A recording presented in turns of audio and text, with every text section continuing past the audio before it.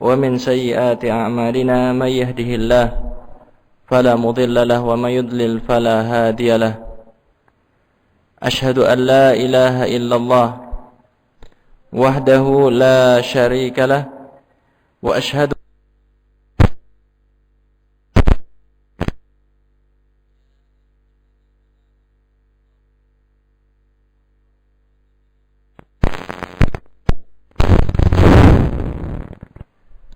Alhamdulillah, segala puji bagi Allah Subhanahu wa taala atas kemudahan yang Allah Subhanahu wa taala berikan kepada kita sehingga kita bisa menghadiri majelis ta'lim, kita bisa melakukan ataupun melaksanakan salah satu di antara kewajiban yang paling asasi bagi setiap muslim, yaitu mempelajari agama, mempelajari syariat yang datang dari Rasulullah sallallahu alaihi wasallam. Insyaallah kita akan lanjutkan kajian kita dalam kitab Tauhid. Pada malam hari ini insyaallah kita akan membahas bab yang ke-23. Dalam kitab Jami'ul Farid dicantumkan bab yang ke-23.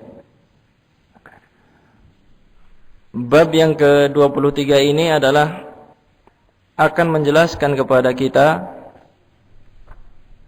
akan menyebutkan dalil-dalil dari Al-Quran dan juga sunnah Nabi sallallahu alaihi wasallam bahwasannya sebagian dari umat Islam itu akan terjerumus ke dalam peribadahan kepada selain Allah. Jadi tujuan disebutkannya bab ini nanti adalah kita mengetahui bahwasanya sebagian kaum muslimin itu terjerumus kepada kesyirikan tanpa disadari.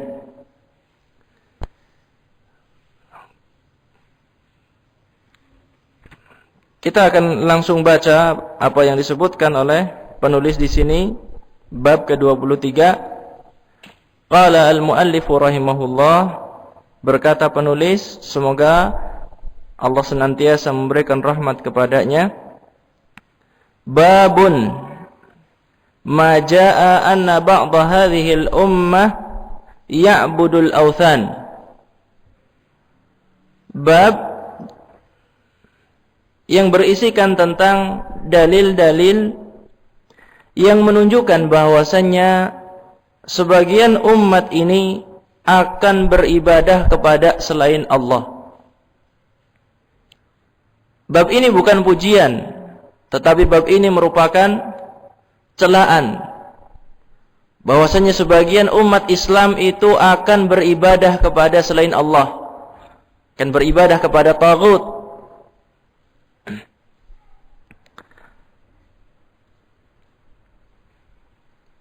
Maksud dari penyebutan bab ini, diinginkan dari penyebutan bab ini adalah peringatan keras dari kesyirikan. Disebutkannya bab ini adalah untuk memperingatkan kaum muslimin agar tidak berbuat syirik, dan bahwasannya kesyirikan itu adalah suatu perkara yang waqi', perkara yang akan terjadi dari umat ini bagaimanapun keadaan.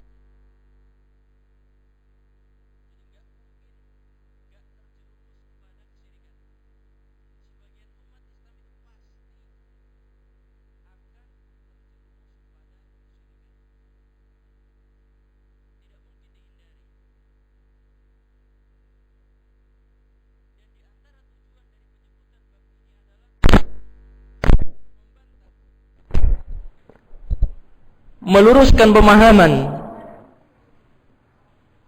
dari sebagian orang yang menyangka jika seorang muslim menyebutkan atau mengatakan kalimat la ilaha illallah, Islamnya itu sudah paten. Sebab ini akan menjelaskan, membantah anggapan sebagian kaum muslimin yang mengatakan Seorang muslim kalau sudah mengatakan la ilaha illallah, Islamnya paten, gak mungkin terjerumus kepada kekufuran ataupun kesyirikan. Nanti akan kita jelaskan insyaallah. Jadi orang yang telah mengucapkan la ilaha illallah sangat mungkin sekali terjerumus kepada kesyirikan dan kekufuran. Walaupun sudah ditambah sarana pendukung lainnya. Apa? Sudah mengucapkan la ilaha illallah untuk membuktikan diri seorang muslim, apa yang lainnya? KTP.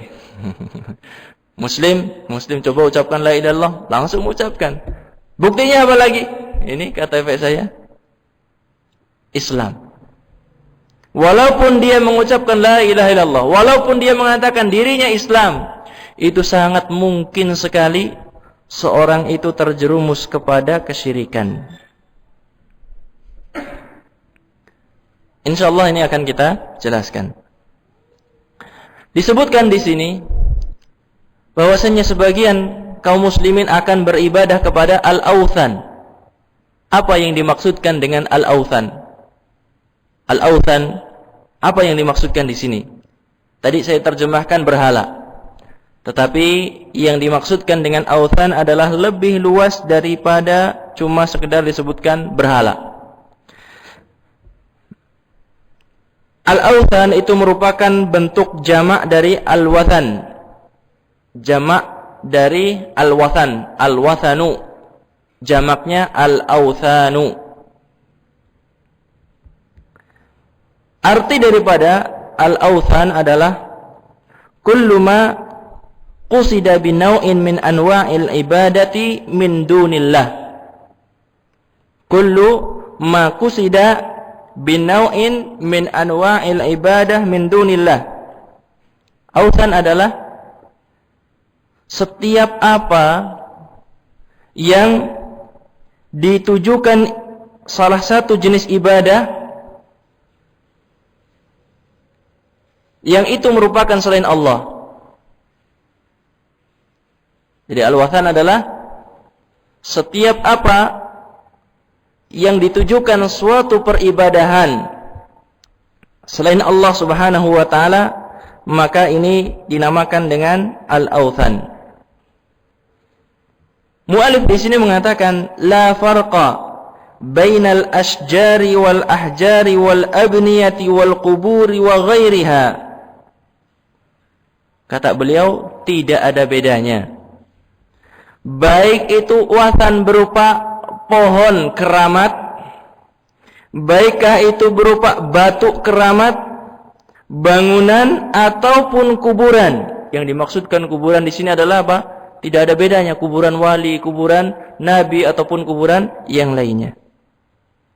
Kalau pohon dipersembahkan kepadanya suatu amalan ibadah, maka pohon tersebut dikatakan sebagai apa? Wathan.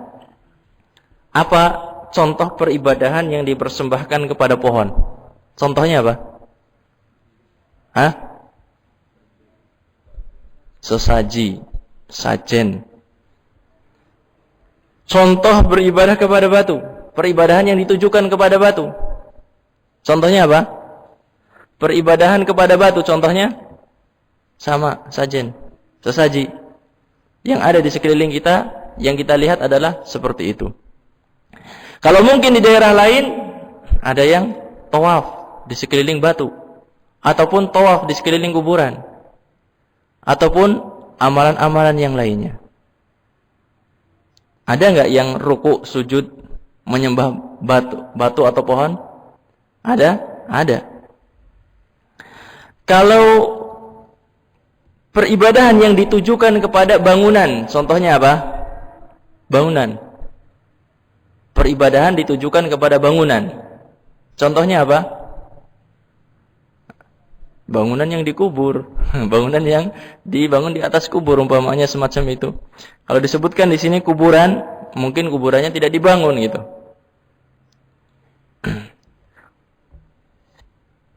Hadirin sekalian yang dirahmati oleh Allah, jadi yang dimaksudkan dengan al-authan adalah sesuatu yang sangat luas, yaitu segala sesuatu yang diibadahi selain Allah itu dinamakan dengan al-awthan ataupun al-wathan. Kita lanjutkan. Beliau menukilkan ayat yang pertama. Di sini adalah firman Allah Ta'ala di dalam surat An-Nisa ayat yang ke-51. Allah Subhanahu wa Ta'ala berfirman, Alam tara ilal ladzina utu nasiban minal kitab yu'minuna bil jibti wat taghut. Alam tara, apakah engkau tidak melihat? Apakah engkau tidak melihat? Di sini adalah Allah Subhanahu wa Ta'ala berfirman kepada nabinya, Nabi Muhammad sallallahu alaihi wasallam. Apakah engkau tidak melihat, wahai Muhammad sallallahu alaihi wasallam, ilal ladzina utu nasiban minal kitab, kepada orang-orang yang telah diberikan Alkitab kepada mereka. Siapakah orang-orang yang diberikan Alkitab sebelum Nabi Muhammad sallallahu alaihi wasallam? Orang Yahudi dan orang Nasrani. Apakah engkau tidak melihat, wahai Muhammad sallallahu alaihi wasallam, kepada orang-orang yang telah diberikan kepada mereka Alkitab? Mereka walaupun telah turun kepada mereka Alkitab, yu'minuna bil jibti wat taghut, mereka beriman kepada al-jibt wat taghut. Nanti akan kita jelaskan makna daripada al-jibt dan at-taghut.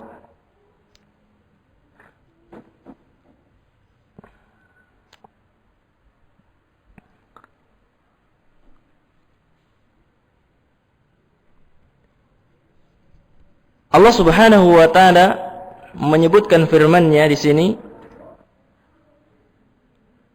dikarenakan suatu sebab. Kita akan sebutkan asbabun nuzul, sebab turunnya ayat yang mulia ini. Sebab turunnya ayat ini adalah sesuatu yang telah diriwayatkan ataupun suatu riwayat yang datang dari Ibnu Abi Hatim dari Ikrimah, bahwasanya datang dua orang Yahudi kepada kepada orang-orang Makkah. Dua orang Yahudi yang bernama Hay Ibn al-Akhtab dan juga Ka'ab Ibn Ashraf. Dua orang ini adalah orang Yahudi. Dua orang Yahudi ini datang kepada penduduk Makkah. Orang yang tinggal di Mekah ketika itu beragama dengan agama apa? Di Mekah agamanya apa? Silahkan pilih. Nasrani, Yahudi, ataupun Hindu. Pilih salah satunya.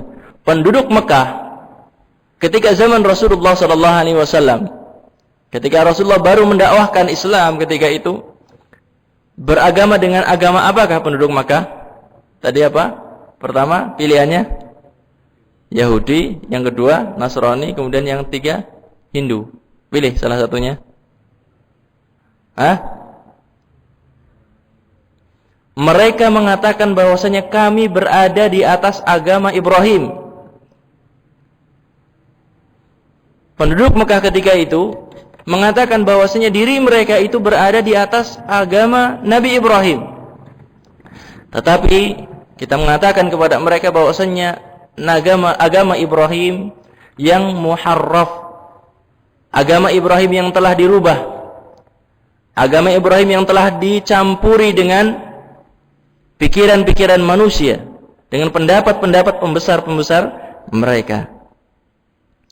Dua orang Yahudi ini datang kepada mereka. Kemudian orang-orang Mekah mengatakan kepada dua orang Yahudi ini, antum ahlul kitab wa ahlul ilmi. Kata orang-orang Mekah, mereka mengatakan ketika tahu yang datang orang Yahudi, kalian adalah ahli kitab dan kalian adalah orang-orang yang berilmu. Siapa yang mengatakan ini? Orang jahiliyah. Orang jahiliyah zaman Rasulullah SAW, yaitu orang-orang yang mengaku beragama dengan agama Nabi Ibrahim. Kemudian orang Mekah setelah memuji mereka, dengan apa? Engkau adalah ahli kitab, engkau adalah ahli ilmu. Kemudian orang Mekah mengatakan, fa akhbiruna anna wa an Muhammad. Maka beritahukanlah tentang kami dan tentang Muhammad. Maksudnya apa? Orang-orang Mekah itu bertanya kepada orang Yahudi, siapa yang lebih afdol? Kami, orang-orang yang tinggal di Mekah, ataukah Muhammad? Siapa yang lebih utama? Siapa yang lebih tinggi kedudukannya? Siapa yang lebih mulia? Kami ataukah Muhammad? Faqala, kemudian dua orang ini mengatakan, antum khairun wa ahda sabila. Orang Yahudi ini mengatakan, kalian wahai penduduk Mekah itu lebih baik dan lebih lurus jalannya. Maksudnya kalian itu adalah lebih baik, lebih mulia dan lebih benar dalam agama kalian daripada Muhammad sallallahu alaihi wasallam. Padahal siapa yang mengatakan ini? Orang-orang Yahudi. Orang Yahudi tahu enggak Nabi Muhammad? Kenal Nabi Muhammad? Kenal sekali. Orang Nasrani pun demikian. Sehingga Allah Subhanahu wa taala pun menyebutkan tentang orang-orang Yahudi dan orang Nasrani, ya'rifunahu kama ya'rifuna abna'ahum.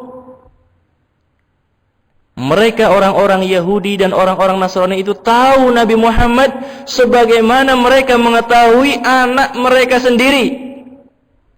Kenapa? Kok dikatakan orang Yahudi tahu Nabi Muhammad, orang Nasrani tahu Nabi Muhammad? Karena ada kabar bahwasanya akan keluar Nabi dari Jaziratul Arab yang namanya Muhammad dan seterusnya. Ada di dalam kitab orang Yahudi dan juga kitabnya orang Nasrani. Jadi tadi disebutkan dua orang Yahudi ini mengatakan, kalian penduduk Mekah lebih baik, lebih mulia dan lebih benar daripada Muhammad sallallahu alaihi wasallam. Maknanya adalah mereka mendahulukan, mereka menganggap bahwasanya orang-orang kafir, orang-orang musyrik itu lebih mulia dibandingkan Nabi Muhammad sallallahu alaihi wasallam yang membawa Alkitab, membawa Al-Qur'anul Karim. Kenapa sampai orang Yahudi ini mengatakan hal semacam itu? Lijahlihim, karena kebodohannya. Karena apa? Kebodohannya. Wa qillati dinihim, dan juga karena sedikitnya agama yang dimiliki. Wa kufrihim bi kitabillah alladzi bi aidihim, dan dikarenakan apa? Mereka orang-orang Yahudi itu kufur kepada kitab yang ada pada mereka. Orang Nasrani pun demikian. Walaupun ada Injil dan juga Taurat di tangan-tangan mereka, tetapi mereka kufur kepada kitabullah.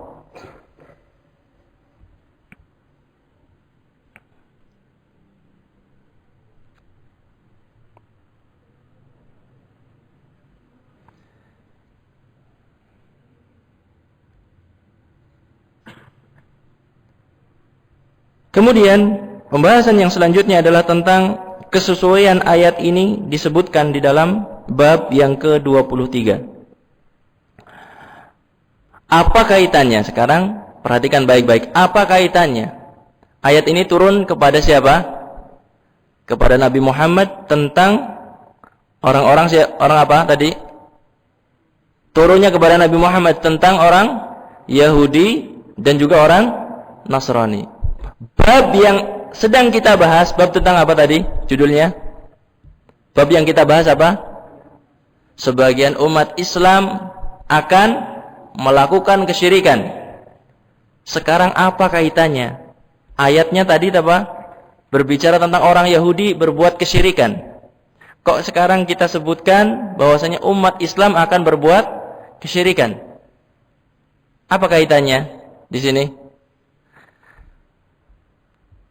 Kaitannya adalah bahwasanya jika telah ada di kalangan ahli kitab yang beriman kepada al-jibt wa taghut. Jibt itu adalah apa? Berhala, dukun, tukang sihir, Al-jibt itu mencakup berhala, tukang sihir, dan dukun.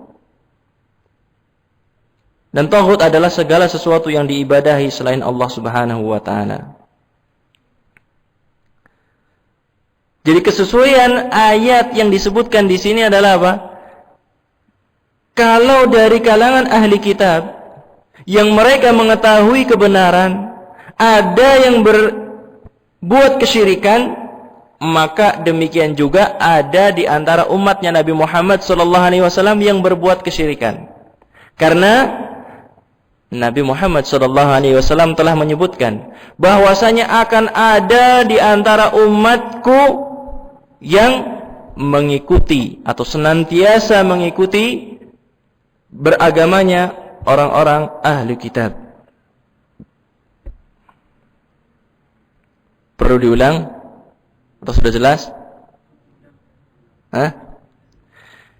Di dalam ayat tersebut tadi disebutkan bahwasanya sebagian ahli kitab, siapa mereka?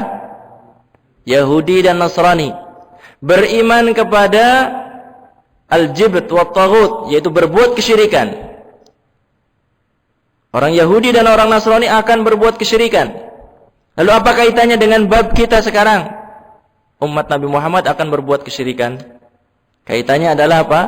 Bahwasanya Rasulullah telah mengkhabarkan umat ini akan mengikuti beragamanya orang-orang Yahudi dan orang Nasrani. Nanti akan kita sebutkan hadisnya. Akan kita jelaskan secara tersendiri.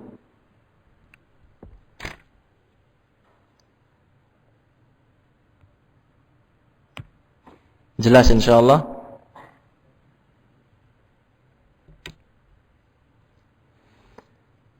Ini pembahasan tentang ayat yang pertama. Ayat yang kedua yang disebutkan di sini adalah firman Allah Subhanahu wa taala di dalam surat Al-Maidah ayat yang ke-60.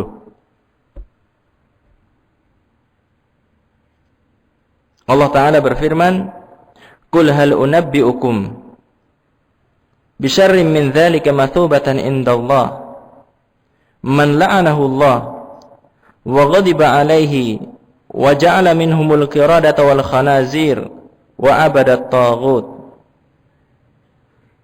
Allah Ta'ala berfirman, "Qul hal unabbi'ukum," katakanlah, hal unabbi'ukum, maukah aku beritahukan kepada kalian bisyarri min dzalika mathubatan indallah, dengan balasan yang lebih jelek dari hal itu di sisi Allah Subhanahu wa taala. Man la'anahu Allah, itu orang-orang yang telah dilaknat oleh Allah, orang yang telah dijauhkan dari rahmat Allah Subhanahu wa taala. Wa ghadiba alaihi, dan Allah murka kepadanya. Wa ja'ala minhumul qiradah, dan sebagian mereka telah Allah jadikan sebagai kera-kera. Wal khanazir, dan dilaknat oleh Allah Subhanahu wa taala, dijadikan sebagai babi. Wa abadat taghut, dan juga orang-orang yang beribadah kepada taghut. Makna dari ayat ini adalah Allah Subhanahu wa taala berfirman kepada Nabi Muhammad sallallahu alaihi wasallam, katakanlah wahai Muhammad kepada mereka orang-orang Yahudi. Jadi Nabi kita Muhammad sallallahu alaihi wasallam diperintah oleh Allah untuk mengatakan kepada orang-orang Yahudi, maukah aku beritahukan kepada kalian dengan orang yang lebih jelek balasannya di sisi Allah Subhanahu wa taala pada hari kiamat, melebihi apa yang kalian sangkakan kepada kami. Jadi orang-orang Yahudi itu menyangka bahwasanya Nabi Muhammad SAW dan para pengikutnya adalah orang-orang yang paling jelek balasannya nanti di hari kiamat. Kemudian Nabi SAW diperintahkan untuk mengatakan kepada mereka, maukah aku beritahukan tentang orang-orang yang lebih jelek balasannya, yaitu orang-orang yang dilaknat oleh Allah, yang dimurkai oleh Allah, yang dijadikan monyet, yang dijadikan sebagai babi. Wahum antum ayyuhal al-muttasifuna bihadhihi sifat al-mufassirah biqaulihi ta'ala man la'anahu Allah wa ghadiba alaihi wa ja'ala minhumul qiradata wal khanazir wa abadat taghut. Nabi Muhammad diperintahkan, orang yang lebih jelek balasannya adalah apa?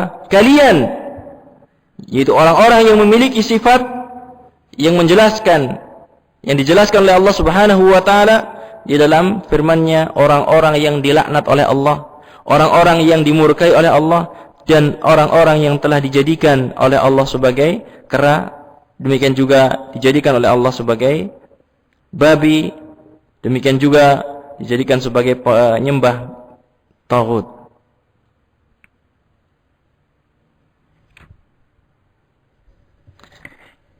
Pendalilan dari ayat yang mulia ini, pendalilannya adalah bahwasannya jika ada dari kalangan orang-orang Yahudi yang beribadah kepada taghut, maka demikian pula akan ada di antara umat ini yang akan beribadah kepada taghut. Jadi jika ada di antara orang-orang Yahudi yang beribadah kepada taghut, kepada selain Allah, maka akan ada di antara umat ini yang akan beribadah kepada taghut. Karena apa? Seperti yang tadi disebutkan. Karena Rasulullah SAW telah menjelaskan bahwasanya umat ini akan mengekor, akan mengikuti, akan taklid kepada orang-orang Yahudi dan juga orang-orang Nasrani. Hadirin sekalian yang dirahmati oleh Allah, kita lanjutkan kepada ayat yang ketiga yang disebutkan di sini. Di dalam surat Al-Kahfi ayat yang ke-21, Allah Ta'ala berfirman, وَقَالَ الَّذِينَ غَلَبُوا عَلَى أَمْرِهِمْ لَنَتَّخِذَنَّ عَلَيْهِمْ مَسْجِدًا. Berkata orang-orang yang memiliki kekuasaan, para pembesar, ini kisah Ashabul Kahfi. Berkata para pembesar di zaman itu, mereka mengatakan, kita akan membangun di atas gua di mana Ashabul Kahfi itu tidur, akan dibangun apa? Dibangun masjid di atasnya.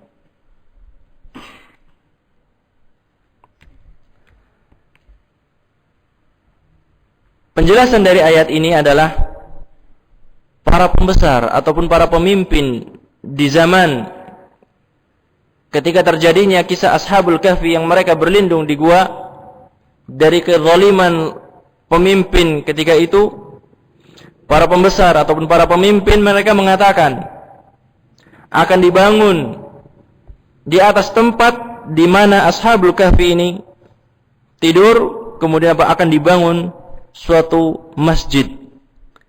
Tujuannya agar apa? Agar manusia itu senantiasa menziarahinya, agar manusia bisa bertabaruk dengan Ashabul Kahfi.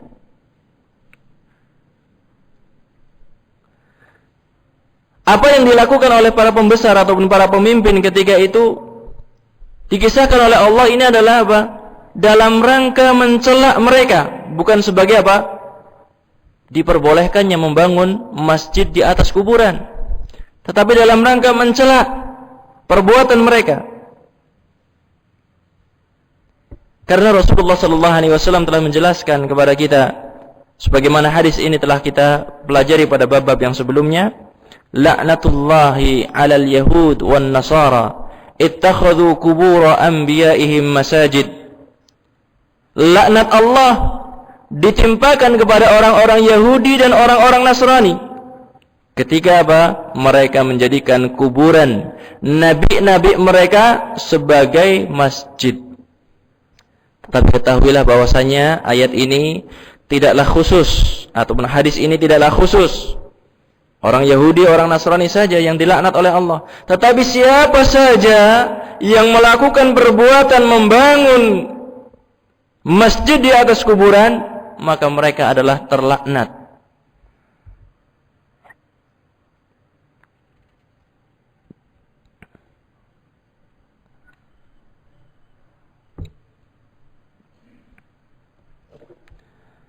Kita lanjutkan. Beliau setelah menyebutkan 3 ayat, beliau menyebutkan sebuah hadis dari Nabi sallallahu alaihi wasallam. Saya bacakan hadisnya. An Abi Sa'id Al-Khudri radhiyallahu anhu anna Rasulullah sallallahu alaihi wasallam qala la tattabi'unna sanana man kana qablakum hadwa qudzati bil qudzah hatta law dakhalu juhra dabbin la dakhaltumuh. Qalu ya Rasulullah al-yahud wan nasara. Qala faman. Akhrajahu ay al-Bukhari wa Muslim. Dari sahabat Abu Sa'id Al-Khudri radhiyallahu taala anhu bahwasanya Rasulullah sallallahu alaihi wasallam bersabda, la tatabi'unna sanana man kana qablakum. Sungguh kalian itu akan mengikuti kebiasaan orang-orang sebelum kalian. Jadi Rasulullah bersabda kepada umatnya, kalian wahai umat Islam, sungguh akan mengikuti kepada kebiasaan orang-orang sebelum kalian. Hal wal qudzah bil qudzah, sama persis seperti samanya antara apa? Sayap yang ada pada anak panah. Bahasa kita apa namanya? Yang di belakang anak panah itu namanya apa? Bahasa Indonesianya apa? Apa dinamakan sayap anak panah? Hah? Apa namanya? Ekor anak panah. Jadi kata Rasulullah sallallahu alaihi wasallam, kalian itu akan mengikuti orang-orang Yahudi, orang-orang Nasrani itu sama persis. Enggak ada bedanya sama sekali. Sampai Rasulullah menggambarkan, hatta law dakhalu juhra dabbin la dakhaltumuh. Sampai-sampai kalau seandainya orang Yahudi itu masuk ke dalam lubang biawak, kalian akan mengikutinya. Susah nggak masuk lubang biawak ini? Hah? Susah sekali. Perkara yang susah sekali ini digambarkan kata Rasulullah, kalian pun akan mengikuti orang Yahudi dan orang Nasrani. Jadi persis yang terjadi di umat ini sebagaimana terjadi pada orang-orang Yahudi dan orang-orang Nasrani. Kemudian para sahabat bertanya, qalu ya Rasulullah al-yahud wan nasara, apakah mereka yang kau maksudkan adalah orang Yahudi dan orang Nasrani? Rasulullah mengatakan, qala faman. Lalu siapa lagi kalau bukan mereka? Kalian akan mengikuti adat, kebiasaan, peribadahan, akidah orang-orang Yahudi. Dan ini adalah terjadi di zaman kita sekarang ini, yang kebanyakan kaum muslimin sudah tidak ada batas antara dirinya dengan orang-orang Nasrani ataupun orang-orang Yahudi. Batas dalam artian apa? Kita mengetahui batasan akidah, batasan ibadah dalam ajaran Islam ini. Bukan berarti kita harus melakukan apa yang dilakukan oleh berapa hari kemarin apa? Kemarin ya, ada pengeboman. Bukan berarti kita harus mengebom, menghancurkan ataupun memusuhi dengan keadaan yang semacam itu, tidak sama sekali. Apalagi kalau sampai menyangka bahwasanya ngebom itu adalah jihad. Ini adalah kekeliruan yang sangat fatal. Walaupun yang dibom adalah orang-orang Islam atau orang kafir, walaupun di gereja sekalipun, ini adalah sesuatu yang dicela oleh Islam. Maka kita senantiasa harus belajar Islam. Karena apa? Kalau orang belajarnya setengah-setengah semacam ini, pikirannya dibuat pendek, pikirannya dibuat apa? Enggak berpikir kanan dan kiri. Tetapi apa? Pokoknya ngebom surga. Sing penting ngebom mesti dapat surga. Ini adalah kekeliruan yang sangat fatal dalam beragama yang semacam ini. Enggak peduli apakah dia orang sudah bertauhid atau belum gitu. Yang ngebomnya. Kalau orang berbuat syirik, mau ikut berperang, kemudian mati di medan perang, kalau berbuat syirik kira-kira gimana? Enggak ada faedahnya. Walaupun mungkin musuh yang terbunuh itu sangat banyak sekali jumlahnya, tetapi kalau dirinya sendiri berbuat kesyirikan kepada Allah Subhanahu wa taala, adalah apa? Tidak ada manfaatnya amalan tersebut. Maka ketika kita memberikan peringatan kepada kaum muslimin, jangan mengikuti adat kebiasaan orang-orang Yahudi atau Nasrani dalam pakaiannya, dalam adat kebiasaan sehariannya, dalam ibadahnya, apalagi dalam akidahnya, bukan berarti kita harus bertindak semena-mena. Karena apa? Kita hidup adalah sebagai warga bernegara, yang mereka adalah orang-orang yang telah dilindungi oleh negara kita, dilindungi oleh waliul amr. Ulul amr, siapa ulul amr? Ya, pemerintah. Maka kita harus menjauhi perbuatan-perbuatan sebagaimana yang dilakukan oleh sebagian kaum muslimin, yaitu berupa terorisme, dan itu adalah apa? Tidak akan mendatangkan kepada umat Islam kecuali kehinaan di atas kehinaan, karena mereka adalah berjalan di atas selain sunnah Nabi Shallallahu Alaihi Wasallam. Mereka bertindak di atas kebodohan, tidak berada di atas ajaran Al-Quran dan juga sunnah Nabi Muhammad Sallallahu Alaihi Wasallam. Mungkin sampai di sini apa yang bisa kita pelajari pada kesempatan malam hari ini. Kalau mungkin ada pertanyaan, silahkan.